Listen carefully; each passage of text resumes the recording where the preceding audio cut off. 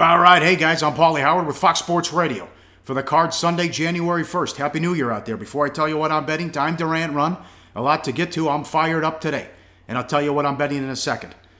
Well, the committee doesn't look good after what happened yesterday. 2 blowouts. Both games were over at halftime. Both games might have been over before that. Both unders cash easy.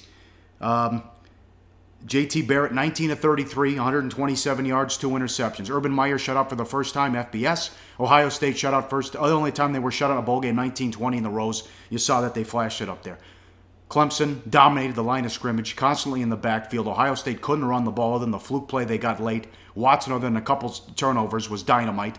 And they made all the plays. That offense was explosive and a rout. The 2 missed field goals early didn't help for Ohio State. But a rematch. And I hope it lives up. I mean, last year was terrific. That game was 45-40. Aerial circus up and down, back and forth. How do you score on this Alabama defense? They allowed 11 points per game. They didn't give up a touchdown in November. Another defensive touchdown. Another non-offensive touchdown. Horrible play calling by Washington in that game, all the way. Where was the sense of urgency?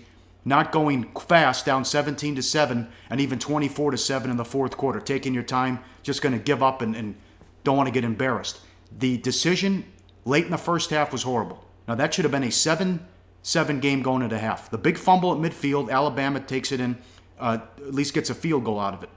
But 10-7 with a minute left and you're backed up with a quarterback who struggled, and there were 2 passes almost intercepted by Alabama. One would have been a pick 6. They throw the ball anyways.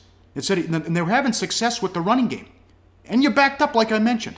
Pick 6, that's all she wrote, 17-7 at the half. Hurts goes 7 of 14 for 57 yards, and they win. And a horrible job by Kiffin early on as well. You saw Saban screaming at him. He hated the play calling on the first drive. Alabama was keeping Washington in it by throwing every first down because Hurts couldn't do anything. Put him in second and long. Washington was expecting the run.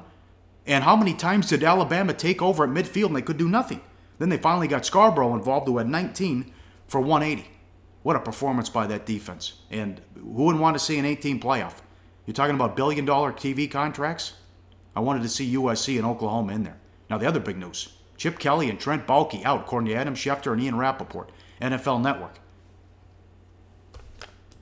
Let me get these tweets. Chip Kelly just made $24 million to go 2-13. See what happens today. Peter King tweet. No NFL team in the last 30 years has fired coaches after one season 2 years in a row. Last team to do it? 49ers. What is going on with that organization? Baalke, I understand. Grow up. You can't get along with Harbaugh. You're in the NFC Championship game every year. Now he goes in and immediately turns Michigan around, and you're awful. That's on you. But Chip Kelly's a damn good coach. He went 10-6 back-to-back years in Philadelphia and won a division with Nick Foles. How's he doing? Also won 10 games with Mark Sanchez. He couldn't beat out Simeon and Paxton Lynch, and he's third string by another rookie. And it was third string in Dallas right now. He'll probably play against the Eagles today. But Chip Kelly can't coach. And they run him out after one season. That's like firing Hugh Jackson after 1 year. You can't keep doing this. The 49ers are a dumpster fire. Peter King tweeted the Seahawks are laughing at him. You're damn right they are. So now Chip, boy, he's got to be furious. Or at least let him know that they were going to fire him and work to a buyout. By the way, the Eagles and the 49ers owe him money.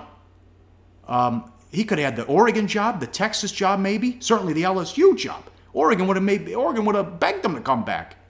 And he said no. And now who knows what he's going to do? He's going to count his cash. Oh, what a story there. Also, this is the only time it's happened in NBA history. James Harden, 53, 17, and 16 in the win against the Knicks. Oh, Westbrook's got to get hurt or something. 22-1. We gave that out on the air, Harden, to win the MVP.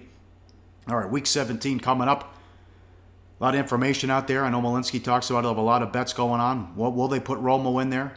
Pittsburgh and Cleveland just should run the ball and punt and get the hell out of there. Get the U-Hauls backed up in Cleveland. Pittsburgh, nothing to play for. Locked into the 3 seed. I'm surprised at the Tennessee money with Matt Castle. I think O'Brien's going to play savage, get him some work as well. Huge late games. Seattle can still steal the 2 seed. Atlanta needs to beat New Orleans to get the 2 seed as well. Seattle trying to, they need a loss there, but at least get the 3. And then Oakland trying to get the bye in the 2 seed as well. Patriots with a win, get the 1 seed. That's a huge point spread in that game as well. Time to tell you what I've been. Some big feature pro picks over my shoulder and up at pregame. Koken's NFL game of the year goes Sunday afternoon. Go get him, Koken. Killed it during the Bowls, and he's got his biggest play of the NFL season over my shoulder. NFL game of the year for Dave Koken. Fire the Cannon. Brady Cannon, 4-0 on Christmas Eve. He's back with some picks week 17. Won the Super Contest a couple years ago. Get on board with Brady. And Goodfellas got his game of the month as well in the NFL. We look to make it 6 in a row. Our game of the month got there yesterday, no problem. Alabama, first half under. And we have a game of the week in the NFL, a 3-star. And we think we got good line value in this one as well. Handicapping the Cappers, Pauly's pick from the pros.